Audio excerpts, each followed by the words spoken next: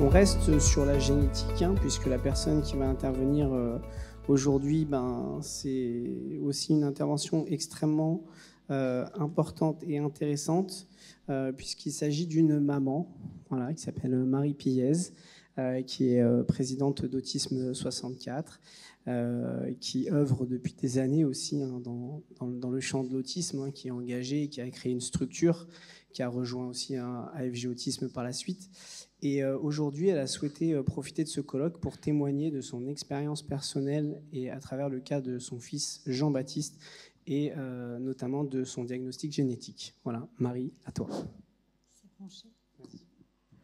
Bonjour à tous. Alors, le professeur Bourgeron m'a mis un petit peu la pression, hein, donc évidemment, c'est un grand plaisir de l'entendre toujours. C'est formidable ce qu'il a à nous dire.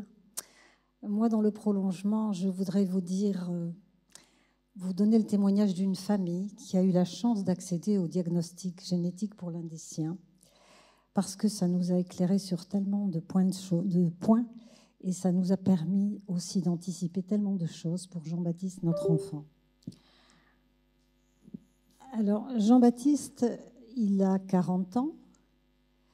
Il a une sœur de 2 ans, son aîné. Et il est accueilli dans un foyer d'accueil médicalisé, dans un FAM, ce qui vous situe le niveau de son handicap.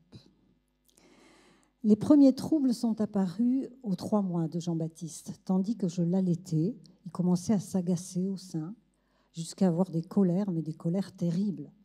Alors moi, je me faisais un plaisir à l'idée de l'allaiter comme sa sœur pendant 4 mois pleins, et puis un petit peu au-delà, parce que c'est une expérience merveilleuse. Mais il a fallu stopper cet allaitement. Et on ne comprenait pas parce qu'il ne s'étouffait pas au sein, simplement il s'agaçait, il s'énervait, il avait des colères. Mais en observant quand même de plus près, j'avais le sentiment qu'il tétait plus que ce qu'il n'était capable de déglutir. Et puis, les choses ne se sont pas arrangées au fil du temps. Alors on a trouvé une solution. Le passage au biberon nous a bien montré qu'effectivement, il avait un problème de succion-déglutition. On a trouvé en Espagne ce qu'on ne trouvait pas en France, c'est-à-dire des biberons à percer, ou des tétines à percer, et donc on a pu le nourrir comme ça. Et puis évidemment, au fil des mois, d'autres troubles sont apparus, dont on sait maintenant qu'ils caractérisent l'autisme, sauf qu'il y a 40 ans, on ne le savait pas, et hélas, les professionnels de santé que l'on consultait pour notre enfant ne le savaient pas non plus. Voilà. Et puis, 3 ans, c'est à l'âge de 3 ans qu'on a fait un premier bilan génétique. Nous étions à l'époque domiciliés outre-mer et étions rentrés compte tenu des difficultés que présentait Jean-Baptiste. Il y avait un retard de développement. On l'avait refusé à l'école, bien sûr. Il avait tout un tas de bizarreries de fonctionnement. Et puis, il avait aussi de l'épilepsie. En fait, il a commencé avec la première fièvre à faire de l'épilepsie, c'était à 1 an. Nous avons fait un deuxième bilan génétique à 7 ans. Le premier était normal, c'était un karyotype, il est revenu normal. Le deuxième, ça a été à 7 ans, parce que quand on a fait ce bilan à l'hôpital, à 3 ans, quand on est rentré en métropole pour faire ce bilan, on nous a dit certes que le diagnostic génétique, voilà, il n'y en avait pas, c'était normal. On nous a dit qu'il y avait sans doute un développement dysharmonique. Oui, il y avait un petit peu d'épilepsie, mais ce n'était pas majeur. Et on verra plus tard que dans son syndrome, c'est effectivement présenté comme quelque chose qui n'est pas sévère. Et quand on a fait le deuxième karyotype à 7 ans, il est revenu à nouveau normal. Sauf que là, le professionnel de santé nous a présenté ce résultat comme l'absence probable de causes génétiques aux difficultés rencontrées par Jean-Baptiste, qui là commençait tout juste à parler. Les premiers mots, c'était à 7 ans. Était épileptique, mais pas sévère. Mais en tout cas, les crises fébriles continuaient. Et puis, qu'il y avait toutes ces bizarreries de fonctionnement qui caractérisent l'autisme, avec des intérêts restreints, des particularités sensorielles, etc. Et ce n'est que 25 ans plus tard que nous sommes retournés vers la génétique, motivés en cela par le projet de grossesse de sa sœur. Parce que, bien entendu, Jean-Baptiste avait 32 ans, il était pris en charge dans un établissement pour adultes autistes. Notre souci était de savoir si son père ou moi étions porteurs et si on avait transmis à nos 2 enfants une anomalie génétique, quand bien même notre fille n'aurait pas développé la pathologie, mais qu'elle serait susceptible de transmettre à sa descendance. Sauf que nous sommes en province et quand il s'agit de faire un bilan génétique ou d'accéder au conseil génétique, il faut passer le filtre du responsable du service neurologique de notre hôpital. Quand on l'a consulté, qu'on lui a dit qu'on était motivé, voilà, qu'on souhaitait faire accéder au conseil génétique parce que nous avions un projet de grossesse de notre fille qui nous préoccupait, il nous a dit que, ben voilà, si c'était pour l'autisme, c'était en 2017, il nous a dit, on sait depuis longtemps que l'autisme est une psychose. Alors, on était en 2017 quand même. Je m'étonnais parce que cet homme extrêmement ouvert, qui est instruit de tellement de choses, je m'étonnais qu'il ait pu conserver dans un coin de sa pensée, comme ça, quelque chose d'aussi obsolète. Mais bon, en insistant, il convenait quand même que ça n'expliquait pas tout de Jean-Baptiste, et il nous inscrivait à la consultation génétique qui intervient tous les 3 mois dans notre hôpital. Lorsque nous avons rencontré le généticien, j'observais d'ailleurs qu'il n'était saisi que de la déficience intellectuelle et de l'épilepsie de Jean-Baptiste, et pas du tout de son autisme. Or, vous allez voir que c'est précisément cet autisme-là qui a orienté ses recherches, parce qu'il était associé à la déficience intellectuelle. Alors, nous sommes convoqués pour une prise de sang, finalement, parce que nous sommes admis à ce conseil génétique, puisque pour nous, ça s'effectue sur la simple prise de sang, son père, Jean-Baptiste et moi. Et 2 mois plus tard, le généticien m'appelle et il me dit on n'a rien trouvé. On me dit encore. Sauf que là, on n'a rien trouvé, mais ça faisait quand même 14 ans que, me semble-t-il, on avait décodé entièrement le génome humain. Enfin, là, je parle sous le contrôle du professeur Bourgeron, parce que c'est certainement plus complexe que ça. Et donc, j'insiste un petit peu, et puis je lui parle de particularités de développement dans ma fratrie, de tous les membres de ma fratrie. On n'a pas eu un cursus scolaire et autres, voilà, comme tout le monde. C'était un peu difficile, voilà. Et donc, il accepte finalement d'aller au-delà. Pas besoin de refaire une prise de sang, nous dit-il. Il en reste du congelé.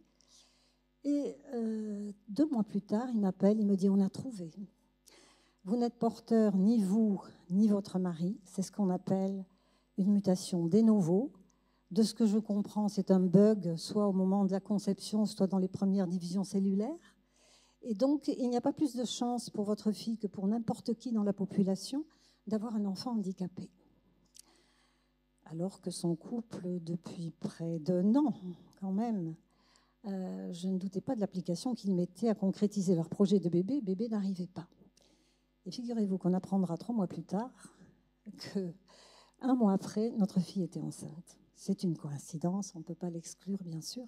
Ça ne serait pas très rationnel. Mais enfin, quand même, on a un doute parce que même si elle nous disait que bon, il pouvait y avoir tellement d'autres choses qui pouvaient se passer, produire tellement d'autres types de handicaps, ça ne les priverait pas de faire un enfant, le bébé n'arrivait pas. Voilà. Mais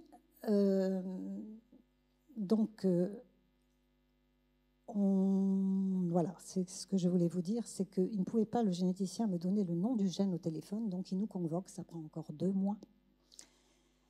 Et quand nous sommes convoqués, il nous dit, ben voilà, votre fils est porteur de DIRC1A C476. On a interrogé les 44 gènes les plus souvent impliqués dans l'autisme avec déficience intellectuelle. Rappelez-vous, c'est bien l'association de l'autisme à la déficience intellectuelle qui a orienté ses recherches. Et on a trouvé une virgule en trop. Je pensais qu'il me parlerait de délétion, de choses comme ça. Vous savez, un petit morceau qui manque. Non, une virgule en trop. Bon.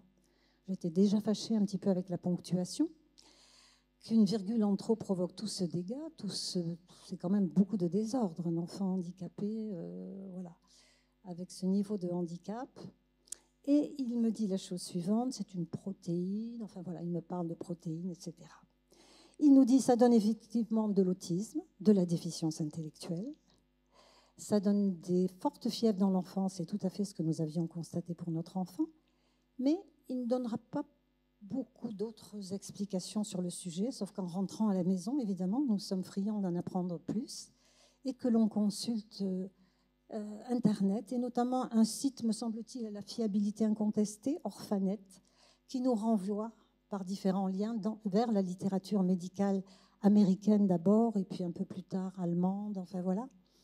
Et que là, nous découvrons qu'on nous décrit exactement la clinique de notre enfant, à savoir des troubles de l'alimentation néonatale. Souvenez-vous, les problèmes ont commencé au sein.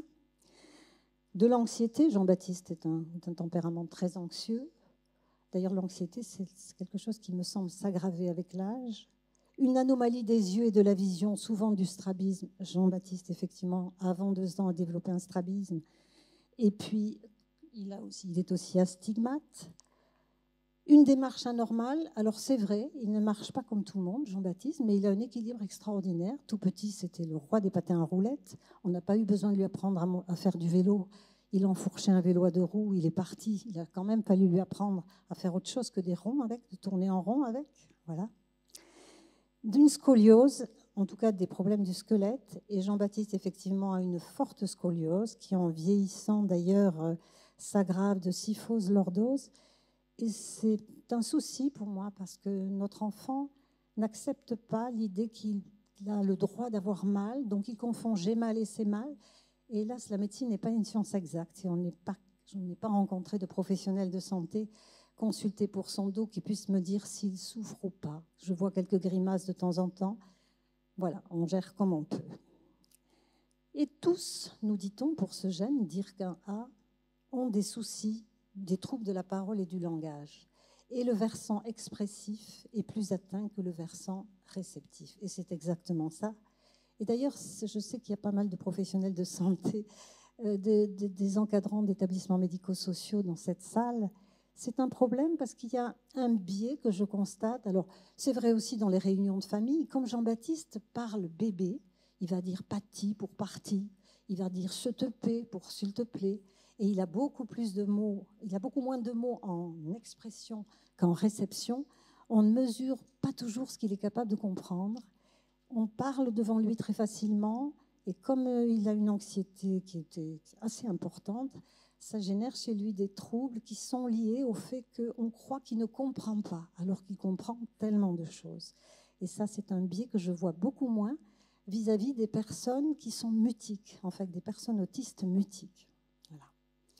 Et puis, Jean-Baptiste, quand il ne comprend pas les mots, il décode par les intonations. Il adore la musicalité des mots. Voilà.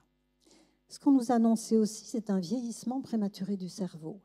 Et ça, nous sommes en capacité de l'anticiper. Il a 40 ans, on n'a pas encore constaté de troubles majeurs de ce point de vue-là, enfin de majoration de troubles de ce point de vue-là, si ce n'est cette anxiété dont je parlais tout à l'heure. Et d'ailleurs, nous envisageons, toujours au sein d'ASG, puisqu'on a eu la chance de connaître cette belle association, de changer d'établissement Jean-Baptiste pour qu'il soit accueilli dans un établissement mieux spécialisé, en tout cas mieux expérimenté, en matière d'accompagnement des personnes vieillissantes autistes. Voilà. Ensuite, on nous parlait de plein de choses. Une peau atopique, vous savez, c'est ces peaux qui tirent, qui sont trop sèches, qu'il faut graisser, c'est le cas. Ce qui me semble moins évident, par contre, ce sont les traits physiques. Voilà. Alors, on nous dit que ça donne des personnes de petite taille. Il fait 1,72 m. Bon, ce n'est pas vraiment une petite taille. On nous décrit une gestalt faciale, enfin, avec un nez proéminent dans son bout, un menton large, des oreilles proéminentes. Je ne sais pas, enfin, je vous la juge. C'est peut-être que moi, je ne vois en tant que maman que son beau sourire. Donc, je ne suis peut-être pas objective. Voilà. Mais il n'empêche qu'il y a bien des aspects qui sont décrits étonnamment et qui correspondent tout à fait à Jean-Baptiste. Et puis, ce que l'on a vu aussi sur ces sites que l'on consultait, et ça, c'est vraiment étonnant, une préconisation de mettre au plus tôt entre les mains de ces enfants une tablette. Or, figurez-vous que quelques années plus tôt, quand même, on avait mis un iPad entre les mains de Jean-Baptiste, tout simplement parce qu'une éducatrice s'était aperçue, à l'occasion de l'accueil dans l'établissement de notre enfant, d'un nouvel arrivant muni d'une tablette, que Jean-Baptiste s'y intéressait beaucoup. Alors, on s'était dit, bon, on va essayer. Et effectivement, on était très surpris de voir à quel point il a investi, d'abord avec quel plaisir il a investi cet outil, mais au-delà, de voir avec quelle dextérité, on ne le pensait vraiment pas capable, vu sa déficience intellectuelle, avec quelle dextérité il navigue sur son iPad. Il fait des découvertes, il va dans la roue dont il faire ses réglages, dans les applis, enfin avec une autonomie dont on ne le croyait pas capable. Et voilà, un îlot de compétences dans cet univers tellement déficitaire. Il y en a un autre qui concerne les chaînes IFI, mais c'est à peu près tout. Voilà. Alors, je ne serais pas devant vous aujourd'hui si je pensais qu'il n'y a que pour dire qu'un A, qu'on est en capacité de décliner les aspects cliniques, voire les évolutions possibles ou probables du handicap. Je pense, voilà, le généticien, c'est un peu plus optimiste que ce que nous a dit le professeur Bourgeron tout à l'heure, mais le généticien qui suit notre enfant nous disait qu'à l'heure actuelle, on l'a récemment vu, lorsqu'il y a autisme et déficience intellectuelle, ou déficience intellectuelle et autisme, on est en capacité, dans 50% des cas, lui nous disait-il, de déterminer le gène responsable. J'ai trouvé ça énorme. Bien sûr, et par contre, il nous disait que lorsqu'il s'agit d'autisme sans déficience intellectuelle, là, c'est vraiment très difficile. Alors, voyez-vous, moi, je ne m'offusque absolument pas du déterminisme génétique. Je trouve que c'est une chance. Voilà. De toute façon, le professeur Bourgeron vous a dit tout à l'heure, chacun reste unique. Notre enfant est aussi unique, complètement unique, comme chacun de nous. Et je pense aux enfants, aux adultes qui pourraient avoir, parce que l'errance diagnostique, elle existe encore de nos jours. Moins pour les enfants, mais je reçois régulièrement des appels d'adultes, mais quelquefois aussi de familles pour leurs enfants. Nos associations en tant qu'association, puisque nous sommes dans une association de parents, le diagnostic génétique pourrait tellement éclairer quand il y a déficience intellectuelle et autisme, que ce soit 30 ou 50%, c'est énorme. Je veux dire, j'aimerais tellement que beaucoup de personnes accèdent au diagnostic génétique. Je pense aussi aux fratries. Comment ne pas se dire que lorsqu'il y a un projet d'enfant pour la fratrie ou les conjoints des fratries, il n'y aura pas cette interrogation? Je veux dire, elle est légitime. Alors certes, comme notre fille, ils ne voudront peut-être pas poser la question de peur d'affliger davantage les parents. Mais enfin, j'ai du mal à me dire qu'ils ne se posent pas la question. Donc, je pense aussi aux professionnels. Par exemple, pour le gène de Jean-Baptiste, DIRC1A, on a la HAS, je crois que c'est en 2021, qu'elle a publié un protocole national de diagnostic et de soins. Donc les professionnels qui pourraient aussi être mieux, précisément, à même d'accompagner ces personnes. Voilà. Et puis je pense aux mamans aussi, qui bien souvent, quand il y a un enfant handicapé, et surtout quand il y a un enfant lourdement handicapé à la maison, ont plein d'interrogations dans la tête. Alors ça ne veut pas dire qu'elles les expriment, mais bon, je faisais partie de celle-là. Et de mon temps, c'était il y a 40 ans quand même, Jean-Baptiste a 40 ans aujourd'hui, les théories psychanalytiques étaient très prégnantes. On ne m'a jamais culpabilisée avec ça. On ne m'a jamais fait croire que j'aimais mal mon enfant. Non. Jean-Baptiste est né au terme d'une grossesse sans problème, d'un accouchement sans problème. Il était attendu dans une famille unie. Enfin bon, non. Mais je m'étais inventé d'autres choses. Et notamment, figurez-vous que à mon époque, les échographies, c'était pas encore très au point. Enfin, c'était au point, mais je veux dire, les gynécologues n'étaient pas tous des pros de l'échographie.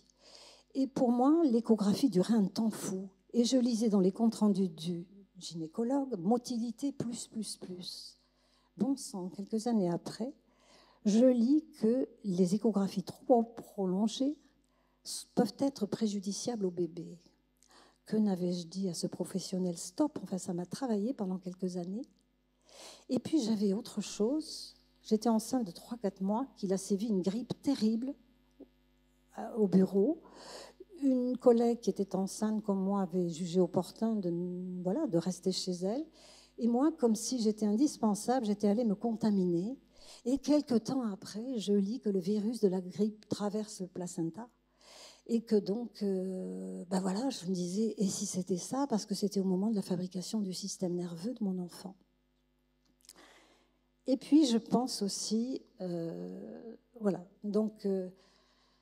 je pense aussi à quelque chose qui m'interpelle. Je me dis, d'abord, je voudrais vous dire que notre neurologue, qui en 2017 nous avait dit que l'autisme était une psychose, lorsqu'on l'a revu, parce qu'il suivait Jean-Baptiste pour son épilepsie, qui n'est pas sévère.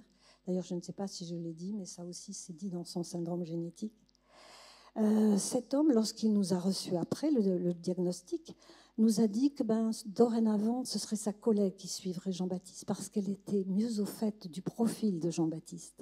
Et il y a une maman de notre association qui le consultait parce qu'elle avait cru voir un déficit cognitif chez son enfant et qui le consultait en lui disant « Voilà, on sait que chez les autistes, c'est fréquent. » Il lui a répondu « Je ne connais rien à l'autisme » et il l'a aussi orienté vers cette même consoeur.